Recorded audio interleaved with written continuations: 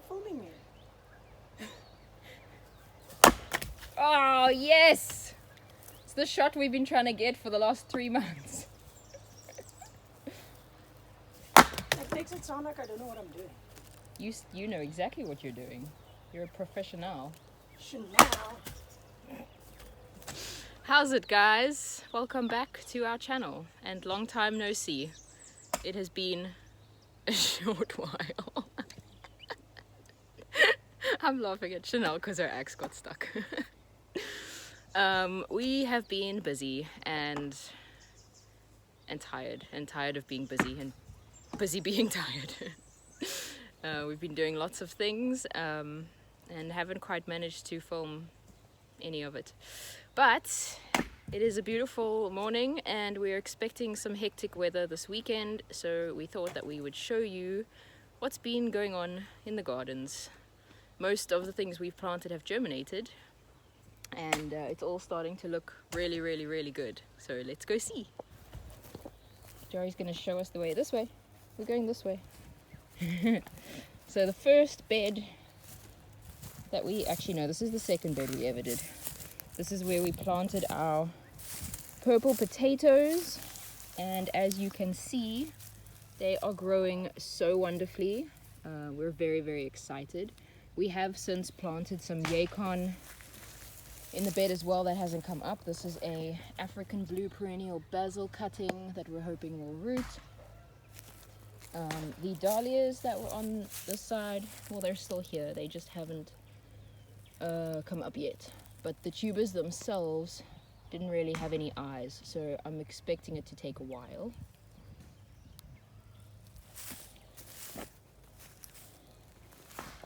But that is that bed, and it is all going very well. And then going up the pathway, we have the daffodils. They're looking really good. I did a bit of weeding this morning. They should all probably flower next season, which is wonderful. These little brassicas are growing. I have remulched them with the dried horse manure. They're growing slowly. Honestly, I'm not 100% sure if we will get any kind of harvest out of them. But that's okay. What might happen is if they all go to seed, we'll just save seed. Because saving seed is important. I can push you. See, I'm stronger. And then right behind them are all the broccoli plants that I transplanted a while ago. They actually look really good. They've grown a little bit. We lost one. It was over here to what looked like a cutworm, unfortunately. But so far all the others have survived, and that is really, really exciting. And then next to them, you can see my shadow. Look who's up. All of the dark red kidney beans have come up and they look so good. We are so excited. Hello. We're so excited for beans. There's my wife. There she is. She's chopping wood. She works very hard. There she is. This is a beautiful tree fuchsia, and underneath it we have planted some shushu that we got from a follower. She sent us 3 of them. We put them all in the one place just in case they didn't all make it. The plan is that they will trellis themselves up this tree. We think it will look quite cool, and it also saves us from having to make trellises. We're planning to do that with a lot of our squash and melons and stuff this year. We're just going to grow them under trees just like this. Just put some compost down and see if that works, because that would be really cool. Okie dokes, moving on to this garden. This is a little pond situation thing that we set up for the water chestnuts, and then we've planted things all around it. The soil. Does he have a name yet? I forgot I named him that. So we have a little garden gnome that our friends gifted us just before they moved to Cape Town. And his name is Anus. He's a very chill little guy. what I was going to say about this garden is the soil here is not really great. It needs to be mulched. I will get there. But we've got an aloe vera, we've got scaletium, some allium, some basil. The water chestnuts, I can't tell you if they've germinated or not. There's a whole lot of weed seeds in there germinating, but they will all drown as we add more water. But the water chestnuts will come up. Remember, we did also plant the dark red kidney beans here, and they are just a day behind the others. I saw another one this morning. Where was it? Ah, there you are. So they're coming up, which is great because that will help to improve the soil here. And the herbs are doing well, and the onion and leek seedlings are doing well. That wild garlic has grown so fast. We cut it, it's been in there for like a week and a half, and we cut it, gave it a big haircut as we planted it, and yeah, it's doing really nicely. Chanel has interrupted this broadcast to give us some advice. It's not advice, it's just a tip that I find really cool. If you like garlic, which Mika does, the wild garlic, which you'll give them the other names of it. Tilbachia something. Vulgaris? I don't know. The leaves are so strong in garlic flavor. We've dried a couple, and by the way, it's really easy to dry stuff. You don't have to have any fancy equipment. We literally put our stuff on a baking tray in the sun. The tray itself is already black, which will attract heat. We just put it in the sun. It takes a couple of hours. Yeah. And it dries it up. So if you don't have any fancy equipment to do this with, just do that. Anyway, that's what we do. Then when it's dried, so snip it up into small pieces, put it on a tray, let it dry, wait for them to be crispy. They need to actually break. Then put them in a blender, make a powder out of it. Or a mortar and pestle. Or a mortar and pestle. And then the flavor that adds to anything, if you don't have garlic and you add that, it's as if you've got garlic in your food. It's as if you've got stronger garlic. Yeah, it's insane. It's got a beautiful flavor. So just a tip. I mean, obviously it's amazing for fresh, to put in like whatever is a fresh herb. We've been drying it, and it's... Well, that's the thing. So many people have wild garlic in their gardens as a companion plant and for pest management. And it grows so fast that if you cut the greens, in 2 weeks they're all back again. So it's a forever giving garlic. Yeah, herb. we've got our second tray busy drying at the moment, and our the first one didn't last long. Yeah, but there's still a little bit left. It's finished. Oh, did you finish it? Yeah. But I mean, this stuff has already grown again from the last time we dried, which is just like a week ago. So it's pretty. No, it's definitely do that. Definitely do that. Yeah. Goodbye.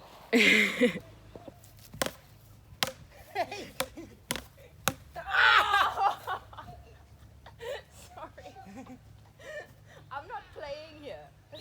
Okie dokes. Moving on, we have a bucket right here of things that need to be planted. Well, the perennial basil that's in here is rooting. We've got some beautiful dwarf clumping bamboo. We have a banana tree, some lemongrass. Yeah, all of these guys need to go in the ground ASAP, which is what I'm trying to get to before the weather turns. And then the rest of our container garden / nursery area, we've got quite a lot going on. We've got some strawberry plants that are just settling in. We've got them actually all over the place. I'll show you some more now. And the most exciting part... Yes, thank you, Louise, for these purple sweet potatoes. They are planted and rooting and will give us slips. So are the cuttings in soil. I want to share with you guys all of our seeds that we planted together that are starting to germinate. So in this container were all the melons. The watermelons are not up yet, but we have 2 Kajari melons. We're very excited for those. In our loofah tray, we have the black seed and the white seed loofah planted. So far, one has come up. Can't remember which one it is. It doesn't matter. Cucumbers are up. We have homemade pickles and muncher. Then this is the tromboncino and green striped cushaw squash. We have 1 tromboncino coming up. Oh, and I actually saw there's a seed head there sticking out, so I think the kusha squash is going to come up next. And we have 2 Jacoby little pumpkins that are up so far, which is very, very exciting.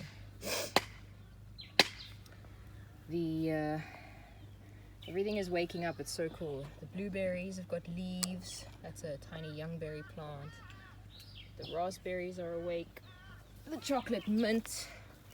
Only you guys could smell this. Chocolate mint is incredible if you don't have it yet. It smells like peppermint crisp. What else is there? The ashwagandha, got lots of seeds on it. We have some vetiver grass. Oh, there's a young apricot tree.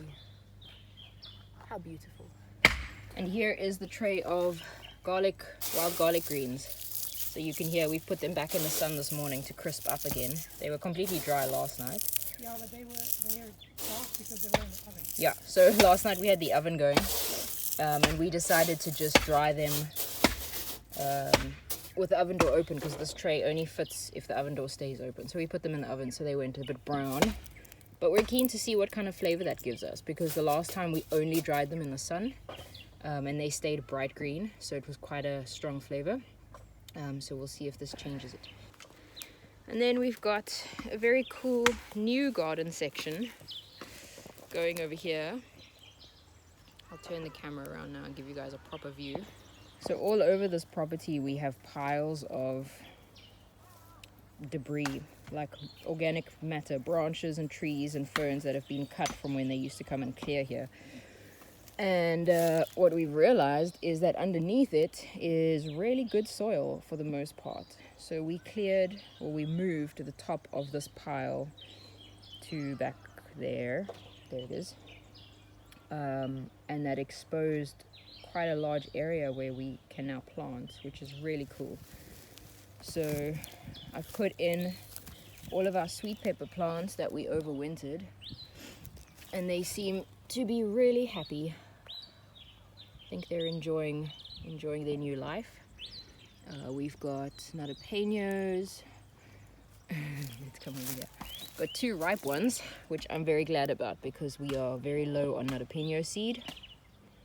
So we're gonna save all the seeds from these ripe guys. Jalapenos, violet sparkle, paprikas, purple flame. And then all along the back, so like here and all along there, is more wild garlic. So this is where our second harvest of garlic greens comes from. We gave them a nice haircut just before they went in the ground, and you'll see in 2 weeks they'll be back and fluffy, ready for their next cut. And then here you can kind of see I made a square with some sticks. We planted our purple and bikini potatoes that we harvested a while ago out of our container. So we've replanted those so that they can grow. And then next to it, we put some yacon. Thank you, Tanya, for the yacon. And then we have 3 very sad but very soon to be happy sweet potato slips. Our sweet potato journey has been quite a long one, but this is what we have at the moment. This is a Malawi yellow, or is it the yellow dacha? One of the two. This is the Bopelo orange, and then that is the other one, either Malawi or yellow dacha. But they should really enjoy this area, and I think they're going to take it over quite nicely.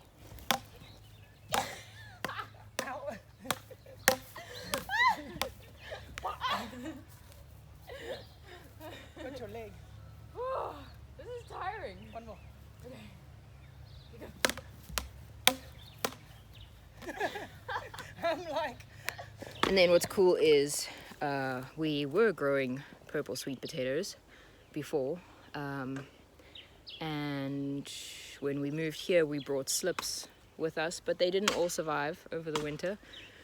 But now our friend Louise has sent us 2 of those dark purple sweet potatoes, and they are planted in a pot, and they'll give us some slips that we can put out in the garden. And then we'll be back to having our favorite purple sweet potatoes. How exciting. Plants are amazing. The most exciting for me is the tomatoes. So they're not in the same area as all the other plants because these little cells are very small and they dry out very quickly. And so I've put them here on the east side of the house so that they get really nice morning sun and then they're in the shade for the afternoon. So here is the opalkas and the golden king of Siberia.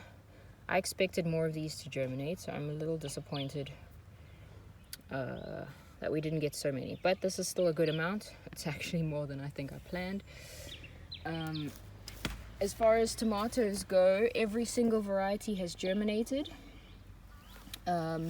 Even so, in these 4 blocks, 1, 2, 3, 4, I planted, I think, only 3 triple crop seeds that were from 2018, and we had 2 that germinated, which is incredible. So yeah, we're in for a really good tomato year. None of the peppers have come up. These are the sweet peppers, but we've had such cold weather the last week that I don't anticipate these guys coming up for at least another week. Peppers really like warm weather to germinate. Very happy with these 2 rows. These are the true potato seeds, the Lewitt and Aok variety. Lots of germination. So we will have tons of plants and tons of really exciting potatoes at the end of the season. And then over here we've got our ricotta chilies, also not up yet. They're not going to be up for a while still. Purple tomatillos. We're very excited to have tomatillos again. We didn't really have too many last season. That is a weed. As you can see, this compost is filled with weed seeds, but it's fine. Luckily, I know enough about what I planted to recognize what's a weed and what isn't. And then here we've got Queen of Melanelco tomatillo coming up. These are really awesome. They're a giant yellow tomatillo. They're so cool. Very weird flavor. I don't like them. Chanel loves them, but I love growing them. And then I'm pretty sure this is what I think it is. If you can see that there. And also here. And also there. And there. These are goji berries. That is very cool. That is something we're most excited about. Goji berries are a superfood. The plants apparently will take 2 years to bear fruit. But we don't mind waiting. We are very patient people. And yeah, what's really cool, the seed packet recommended that you soak the seeds in hot water overnight or for 24 hours. So we did that. We soaked them. I think I soaked them for about 3 days accidentally because I never got around to planting them. But put them in, and here we are a few days or a week later, and they seemingly are coming up, which is very cool. I don't think it's weeds coming up because I've seen the weeds that come out of this compost and that doesn't look the same. And I don't know what goji berry seedlings look like, and I don't recognize these seedlings. So I'm pretty sure that these are goji berries. How cool. The last thing we have growing is in row 35, and this is amaranth. This is a red-leafed variety that produces black seeds that can be eaten like a grain, cooked like quinoa. So we're hoping these do really well. You can see there's tons of them coming up. I sprinkled the seed quite thickly. And then there's nothing in the last row yet, which I do need to put something in there, but I haven't quite figured it out. I almost forgot to show you guys the very first garden that we planted here. It is looking beautiful because I mulched it yesterday, so it looks really impressive. Don't mind the loud noises. Sorry. Chanel's just busy doing a very important job for us so that we can cook amazing food, because we do cook amazing food. We're pretty good at that. So this started out as just this middle stretch here with herbs and kale greens, and they are looking wonderful. Our kale, perennial kale cuttings along the back are all growing except for one. And then in the middle is, what is it, dinosaur kale? It's a different variety. Can't remember what it's called. I'll have to go and look it up. But it's got more of a curly leaf and it's growing really nicely. And then these are actually 2 perennial kale seedlings. Suddenly in the last couple of days, oh, it looks like there must be a nest in here. What are these leaves doing? Oh, did they just get stuck? They're just growing funny. The last couple of days, well, I think with the cooler weather, the kale has just shot up.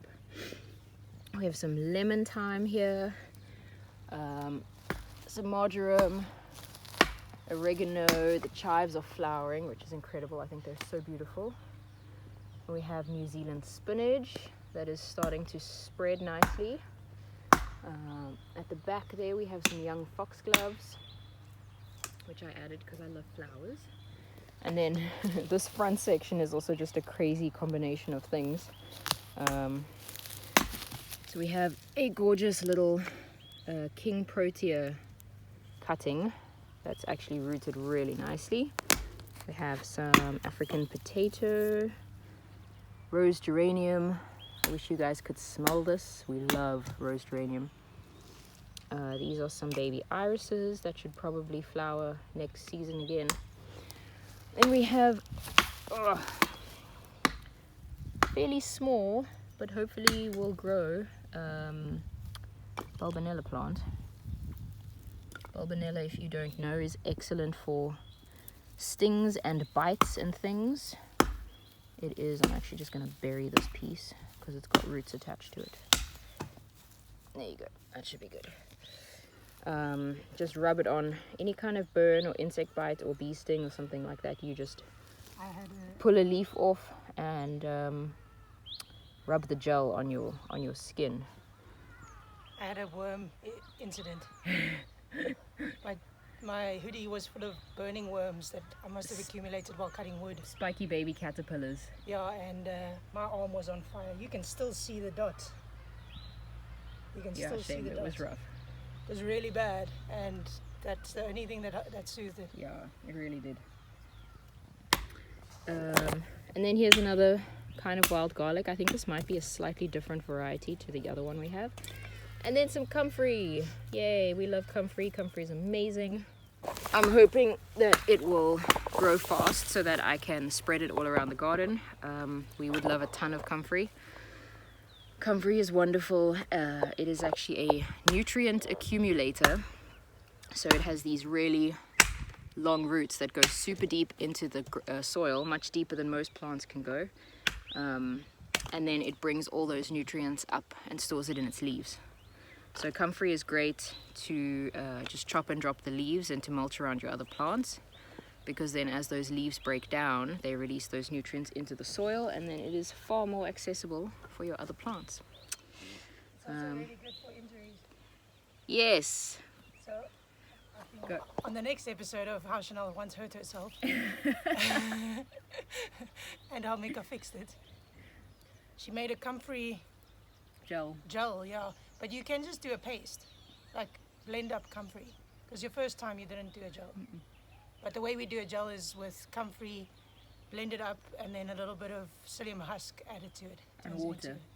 Psyllium husk and water, of course, yeah. Turns it into a gel. But yeah, I sprained my ankle quite badly, and we wrapped it up, and it was fine in two or 3 days. Whereas normally a sprained ankle, you're off it for 4 weeks at least. Yeah, no, it was really fast. It felt like super speedy. Yeah. Anyway, sorry. Chanel gets hurt often.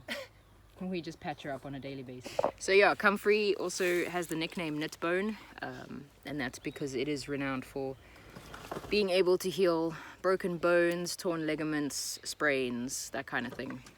When you put it on topically as a paste, a gel, a cream, even just wrap the leaves around the affected area. It works wonders for those kinds of things.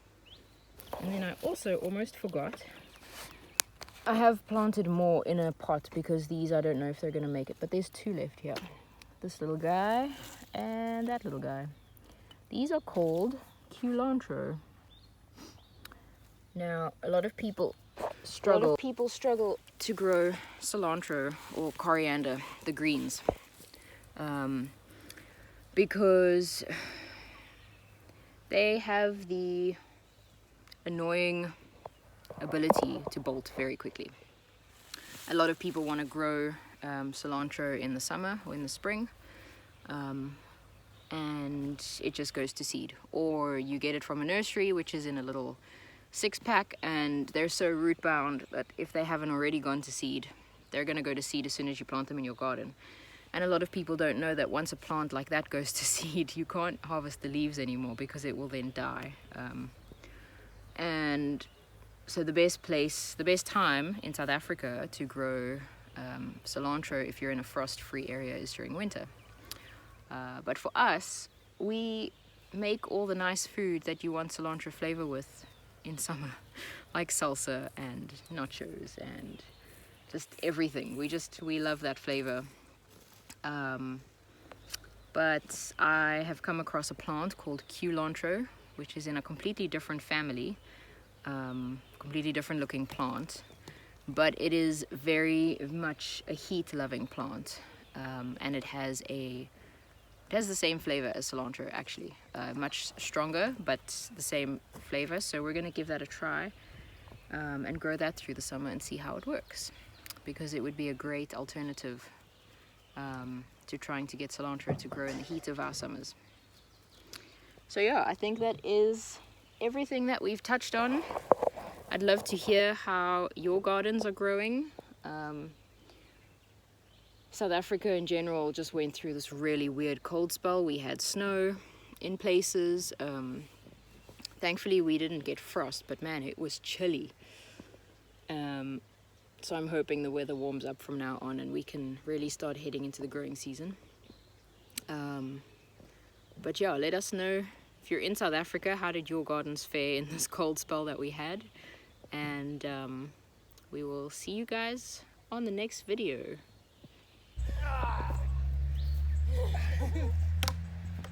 I'm scared of you. You should be.